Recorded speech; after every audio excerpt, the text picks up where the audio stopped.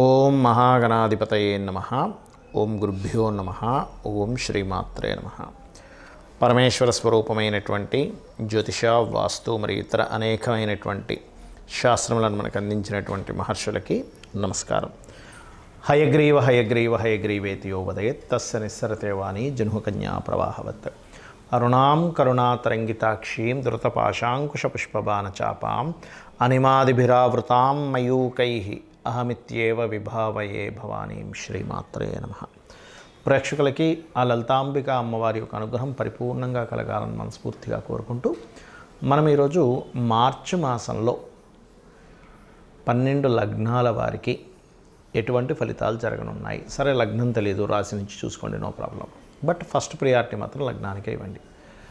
మరియు అదేవిధంగా ఏ విషయాల్లో జాగ్రత్తగా ఉండాలి, ఎటువంటి పరిహార మార్గాలు చేసుకోవాలి అనేటువంటి విషయాలు చెప్తుంది నేనైనప్పటికీ కూడా చెప్పేసిన సాక్షాత్ లలిత అమ్మవారిగా భావిస్తూ అసలు గ్రహస్థితి ఏ విధంగా ఉంది అని చెప్పి చూసుకున్నట్లయితే మనకి మేషం నుంచి చూసుకుంటే వృషభ రాశిలో గురువు ఉన్నాడు, వక్రగతి పోయి. అదేవిధంగా మిథునంలో వక్రత్యాగం అయిపోయినటువంటి కుజుడు, కన్యారాశిలో కేతువు, కుంభరాశిలో రవిశనుల యొక్క గ్రహస్థితి ఉంది. అదేవిధంగా మీనంలో 3 గ్రహాలు రాహువు, శుక్రుడు, బుధుడు కలిసి ఉన్నారు. దీని తర్వాత 15వ తేదీ నుంచి రవి కూడా వచ్చి 4 గ్రహాలు కలిసి ఉంటాయి. 15వ తేదీ నుంచి కంటిన్యూస్గా ఈ యొక్క గ్రహస్థితిని అనుసరించి ద్వాదశ లగ్నాలు, లగ్నం తెలియని రాశుల వారికి ఎలా ఉంటుందనేటువంటి విషయం ఇప్పుడు మనం తెలుసుకుందాం. ధనుర్లగ్నము, ధనుస్సు రాశి. మీకు మీ లగ్నాధిపతి శుక్రుడితో పరివర్తనలో ఉంటూ 6వ స్థానంలో ఉన్నాడు. దీనివల్ల సహజంగానే ధనుర్లగ్నం వారికి ఈ యొక్క వివాహ సంబంధించిన విషయంలో చాలా జాగ్రత్తగా ఉండాలని నేను ప్రతి వీడియోలో చెప్తూ ఉంటాను. ధనుర్లగ్నం వాళ్ళకి పర్టికులర్గా గుర్తుపెట్టాలి. అది కూడా శుక్ర మహర్దశలు లేదా శుక్రరాశులు ఏదైనా గ్రహాలు ఉన్నప్పుడు ఉండే మహాదశలు. ఇప్పుడు ధనుర్లగ్నం వాళ్ళకి ఉన్నటువంటి కండిషన్ కూడా కాస్త వివాహం విషయాల్లో కొంత జాగ్రత్తగా ఉండాలి. కాకపోతే సక్సెస్ రేట్ ఖచ్చితంగా ఉంటుంది, ఎందుకంటే లగ్నాధిపతి లాభాధిపతి పరివర్తన కాబట్టి. ఎవరికైనా మనీ ఇచ్చేటప్పుడు 2వ అధిపతి రవికి దగ్గరలో ఉన్నాడు, శని కాబట్టి కంబస్ట్ స్టేజ్లో ఉన్నాడు. కాబట్టి మనీ ట్రాన్సాక్షన్స్, మనీ ఎవరికైనా ఇవ్వడం తీసుకునేటువంటి విషయాలు, ఈ యొక్క అంశాలలో కాస్త జాగ్రత్తగా, చాలా జాగ్రత్తగా ఉండండి.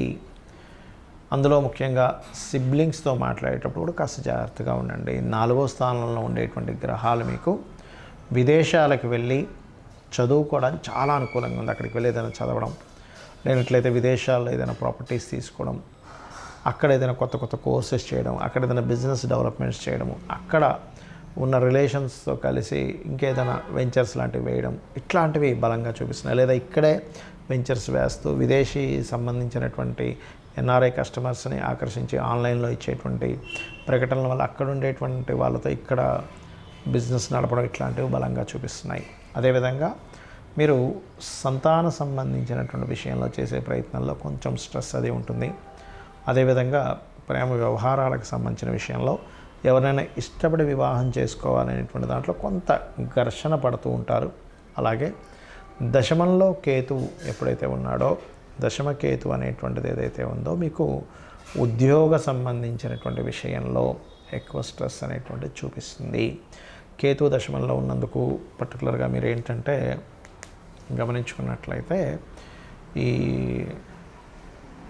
ఉద్యోగ సంబంధించిన విషయంలో కొంత గొడవలు జరగనున్నాయి. ఎందుకంటే ఇక్కడ దశమంలో కేతు ఉండడం, దశమం పైన కుజుడి యొక్క దృష్టి ఉండడం, దశమాధిపతి నీచ పొందడం. అయితే నీచమంగా రాజయోగం కూడా జరిగింది. దీనివల్ల ఏమిటంటే కొన్ని గొడవలు వచ్చి మారిపోవడం వల్ల మళ్ళీ మీకు బాగుంటుంది. అది కూడా చూసుకొని మారాలి. ఏదో ఒక గొడవ వచ్చిందని మానేసి ఇంట్లో కూర్చుంటున్నా అంటే కాదు. బికాజ్ ఆఫ్ ఇక్కడ స్ట్రెస్ యోగాలు ఏర్పడ్డాయి, నీచమంగా రాజయోగాలు ఏర్పడ్డాయి. సో ఇది చాలా కేర్గా చూసుకోవాల్సిన అంశం. అదేవిధంగా కొంత ఏదైనా ఉద్యోగంలో మరీ ఎక్కువ ఇబ్బందులు వస్తున్నాయి అనుకునేటువంటి వారు కాస్త రవి కుజ గ్రహాల దగ్గర, రవి కుజ కేతు గ్రహాల దగ్గర దీపారాధన చేస్తూ ఓం మాణిక్య మకుటాకార జానుద్వై విరాజితాయే నమః అనే నామస్మరణ చేయండి. అన్ని విధాలా మీకు బాగుంటుంది. మరియు గోవులకి క్యారెట్స్, గ్రాసము తినిపిస్తూ ఉండండి. వ్యాపారస్తులకు చాలా అనుకూలంగా ఉంది, అందులో ఎటువంటి ఇబ్బంది లేదు. మరియు 12వ స్థానం మీద గురువు యొక్క దృష్టి ఉన్నందుకు తండ్రి గారి ఆస్తికి సంబంధించిన విషయంలో ఏవైనా చిన్న చిన్న డిస్టర్బెన్సెస్ ఉన్నా కూడా క్లియర్ అవ్వడం జరుగుతుంది. కొంత సప్తమ స్థానంలో కుజుడు ఉన్నందుకు జీవిత భాగస్వామితో కొంత ఘర్షణ వాతావరణం చూపిస్తుంది. మరియు మీ యొక్క జీవిత భాగస్వామి పేరు మీద ఏదైనా ప్రాపర్టీస్ తీసుకునేటప్పుడు కూడా కాస్త చూసుకొని తీసుకోమనండి. ఇక మీరు చేయవలసిన దేవతారాధన లక్ష్మీ నరసింహస్వామి యొక్క ఆరాధన చేయండి, అన్ని విధాలా మీకు బాగుంటుంది. ఈ మార్చి మాస ఫలితాలు అయిపోయిన తర్వాత మనకి నూతన సంవత్సరం రాబోతుంది, విశ్వవసునామ సంవత్సరం. ఇప్పటి నుంచే చెప్తున్నాను, అసలు విశ్వవసునామ సంవత్సరంలో అయినా మీరు కంప్లీట్గా సక్సెస్ అవ్వాలంటే ఎటువంటి జాగ్రత్తలు తీసుకుంటే ఎవరైనా సరే, అంటే ఏ లగ్నంలో పుట్టినా, ఎటువంటి నక్షత్రంలో పుట్టినా, ఎటువంటి గ్రహస్థితులు ఎలా ఉన్నా సరే, ఇప్పుడు నేను చెప్పబోయేది మీకు ఫైనాన్షియల్గా పేరు ప్రఖ్యాతుల పరంగా మీరు అనుకున్నటువంటి సంకల్పం ఏదైనా, మీ డిజైర్ ఏదున్నా సరే నెరవేరడానికి ఇప్పుడు నేను మీకు ఒక ఆస్ట్రాలజీలో ఉండేటువంటి ఒక సీక్రెట్ చెప్తున్నాను. అది కనుక పాటించగలిగితే అద్భుతంగా మీరు చేరుకోగలుగుతారు. ఒకటే గుర్తుపెట్టుకోండి, మనము ఎందుకు ఇంత ఇబ్బందులు పడుతున్నాము, ఆస్ట్రాలజీ మనకేం చెప్తుందంటే వెరీ క్లియర్లీ, మనం ఇప్పుడున్నటువంటి ప్రజెంట్ కండిషన్లో ఉండే నిర్ణయం ఒకటి, రాంగ్ డెసిషన్స్. ఓకే, అంటే రాంగ్ టైంలో మనం ఏదో ఎక్స్పెక్ట్ చేస్తూ ఉంటాం. సిచ్యువేషన్స్ ఒక దగ్గర ఒక రకంగా ఉన్నప్పుడు ఇంకోటి మనం ఆలోచిస్తూ ఉంటాం. అదొకటి మెయిన్. అది దానికి ఏంటి కారణం అంటే పంచమ స్థానము అంటారు, 5th లార్డ్. అదేవిధంగా రెండవది ఏంటంటే పూర్వజన్మల్లో మనం చేసిన కర్మ మనల్ని వెంటాడుతూ ఉంటుంది. ఇక్కడ చాలామందికి సందేహం ఏంటంటే మరి పూర్వజన్మ కర్మలో అలా ఉన్నప్పుడు అది ఇంకా మారదా, మరి అలా ఉన్నప్పుడు అలాగే నడిచిపోవాలి కదా అనుకుంటూ ఉంటారు. కానీ ఇక్కడ భగవంతుడు మనకి 2 ఇచ్చాడు విషయాలు. ఏమిటంటే ఒకటి, మనం పూర్వజన్మలో చేసినటువంటి కర్మ వల్ల మన జాతకం నడవడము, రెండవది మన ప్రయత్నం వల్ల కూడా కొంత ఆ స్కోప్ అనేటువంటిది, ఆ ఛాన్స్ అనేటువంటిది మనకి ఇచ్చాడు. దాన్ని ఫ్రీ వీల్ అంటారు. అంటే మనం ప్రయత్నం చేయడం వల్ల వచ్చే సక్సెస్. ప్రయత్న స్థానం అనేటువంటిది 3వ స్థానము, సక్సెస్ అనేటువంటిది 11th హౌస్. ఎవరైనా సరే నిత్యము గనక ఉదయము సాయంత్రము లలిత విష్ణు సహస్రనామాలు ఎవరైతే చేస్తారో వాళ్ళ ప్రయత్నం 100% సక్సెస్ అవుతుంది. అలా కాదండి, నేను అంత నాకు సహస్రనామాలు నోటికి తిరగవు, ఇంకేదైనా సింపుల్గా చేసుకునేది ఉందా అంటే సింపుల్గా ఏం లేదు. ఓం నమో నారాయణాయ, ఓం శ్రీమాత్రే నమః, ఈ 2 చాంటింగ్ చేస్తూ ఉండండి. నాకు పూజ గదిలో అంతసేపు నేను స్పెండ్ చేయలేను, నా స్థితి వేరే ఉంది, విదేశాల్లో ఉంటాను, చాలా టైం దొరకడం కష్టం అనుకుంటే మనసులో మననం చేయండి కనీసం. ఓం నమో నారాయణాయ, ఓం శ్రీమాత్రే నమః. ఇంకా వీలుంది నాకు అంటే ఓం నమః శివాయ కూడా చేసుకుంటే అద్భుతమైన ఫలితాలు వస్తాయి దీనివల్ల. ఒకటి. ఇక రెండవది ఏంటంటే, ఇక నేను చెప్పేది ఒకటే, కొత్త సంవత్సరంలోకి నెక్స్ట్ ఈ మార్చ్ ఫలితాల తర్వాత నెక్స్ట్ మార్చ్ ఎండింగ్ నుంచి మనకి ఎట్లాగో విశ్వవసునామ సంవత్సరం వస్తుంది. అడుగుపెట్టేటప్పుడు కొన్ని విషయాలు మైండ్లో బాగా పెట్టుకోండి. ఏలినాటి శని ఉంది, అర్ధాష్టమి శని ఉంది, అష్టమి శని ఉంది, అమ్మో నా లైఫ్ ఏదో అయిపోతుందేమో అనేటువంటి భయాల నుంచి ఫస్ట్ బయటికి రండి. శని అంటే ఏమిటంటే కర్మకారకుడు. మనం ఎటువంటి కర్మలు చేసామో ఆ కర్మలను ఇచ్చేవాడు. ఎంతసేపు బ్యాడ్ అయి ఇవ్వాలని రూల్ లేదు, గుర్తుపెట్టుకోండి. మనకి ఒక అద్భుతంగా ధనం సంపాదిస్తున్న శనే కారకుడు దానికి. Because of natural 10th and 11th lord ఆయన. 10th అంటే కర్మ, 11th అంటే లాభాలు. అంటే ఇచ్చేది కూడా ఆయనే, గుర్తుపెట్టుకోవాలి. ఫస్ట్ ఇక్కడ ఎంతసేపు ఏంటంటే శని అనేటువంటి పాయింట్ని మనం ఎంతసేపు నెగిటివ్ కోణంలోనే చూస్తూ ఉంటాం. ఎలా అంటే ఒక తండ్రి ఉన్నాడు, తండ్రిని పూర్తిగా అర్థమైన వ్యక్తి తండ్రి కోపాన్ని అర్థం చేసుకుంటాడు, తండ్రి బాధ్యతని అర్థం చేసుకుంటాడు. కానీ తండ్రి అర్థం కానివాడు తండ్రి కోపాన్ని మాత్రమే చూస్తాడు. తండ్రి ఎప్పుడు ఇలాగే హింసిస్తుంటాడు, తల్లి ఎప్పుడు ఏదో ఒకటి నువ్వు చదువురా అంటూ ఉంటుంది, ప్రతిదానికి అడ్డం పడుతుంది. ఇది మాత్రమే చూస్తాం. కానీ తల్లి అంత బాధ్యతగా ఉదయాన్ని నిద్రలేచి మనకి ఫుడ్ అనేటువంటిది చూసుకుంటుంది, లేనట్లయితే మన అవసరాలు చూసుకుంటుంది, మనం ఎప్పుడేంటనేది అన్ని జాగ్రత్తగా రక్షించుకుంటుంది. తండ్రి కూడా మన కోసం పనిచేస్తున్నాడు అనేది మనం మర్చిపోతాం. ఎంతసేపు ఆయన కోపడుతున్నాడు, నేను ఖాళీగా కనిపిస్తే ఏదో ఒకటి అంటున్నాడు అనేది చూస్తాం. అలాగే శని విషయంలో కూడా ఇదే రాంగ్ జరుగుతుంది అందరికీ కూడా. ఏంటంటే శని అనగా నమ్మో వెళ్ళినాడు శని, ఏం చేయాలి గజగజ ఉనికిపోవడం. ఇది కాదు. శని అనేటువంటిది కర్మకారక ప్లానెట్. నువ్వే కర్మ చేశావు. ప్రతి జీవుడికి పూర్వజన్మలో చేసినటువంటి కర్మ వల్లే ఈ జీవితం వస్తుంది.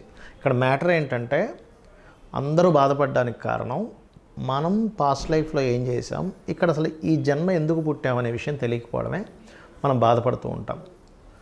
నువ్వు ఒక డాక్టర్ అవ్వాలనుంది, నువ్వు కొంతమందికి డాక్టర్గా నువ్వు సేవ చేయాలనుంది, అప్పుడు నువ్వు డాక్టరే సేవ చేస్తుంటావు.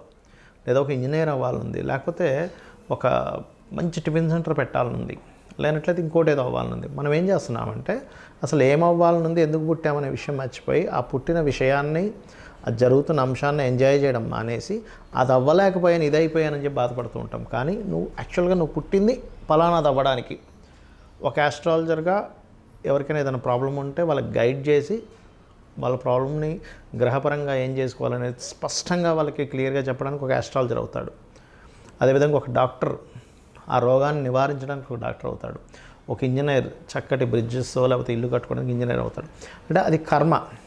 అయితే ఈ జన్మని మనం ఎంతసేపు ఈ యొక్క జన్మచక్రంలో తిరగడమే కాకుండా పర్టికులర్గా ప్రతి వ్యక్తి కూడా 3 విషయాలు ఖచ్చితంగా పాటించినట్లయితే ఈ జన్మచక్రం నుంచి కూడా బయటపడతారు. ఏమిటది అంటే నిత్యం లలిత సూర్య ఉపాసన చేయడము, పెద్దల్ని సేవించడము, ఇంట్లో పితృదేవతలను సేవించడము, ఏదైనా ఆలయాలకు వెళ్ళి సేవ చేయడం. ఇవి చేస్తూ గోసేవ కనుక చేయగలిగితే, ముఖ్యంగా మీకు ఎటువంటి శని దోషాలు ఉన్నా, లేనట్లయితే ఎటువంటి కాలసర్ప దోషాలు ఉన్నా, లేకపోతే మీ గ్రహస్థితిలో ఎంత దారుణమైన స్థితి ఉన్నా, అంటే కొంతమంది అంటుంటారు, ఏమండి నాకు అసలు రూపాయి పుట్టట్లేదు, చాలా ప్రాబ్లమాటిక్గా ఉన్నాను అని అనుకునే వారికి నేను చెప్పేది ఒకటే, ఏమిటంటే నిత్యము పూజ చేయండి.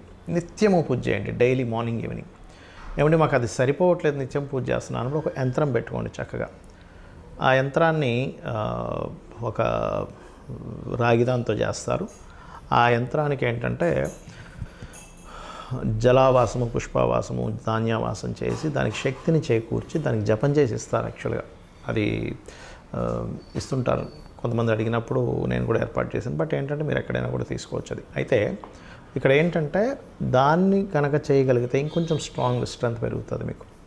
ఇక్కడ నేను చెప్పేది ఒకటే, మీరు నేను చెప్పినటువంటి ఇవి కనుక పాటించగలిగితే ఖచ్చితంగా విశ్వవసు నామ సంవత్సరంలో మీరు సక్సెస్ అవుతారు, అవ్వాలని చెప్పి మనస్ఫూర్తిగా కోరుకుంటూ, అందరూ కూడా ఓం శ్రీమాత్రే నమః అనే మంత్రమైన కనీసం చేసుకోండి. అన్ని విధాల మీకు రక్షణ లభిస్తుంది అమ్మవారితో. శ్రీమాత్రే నమః.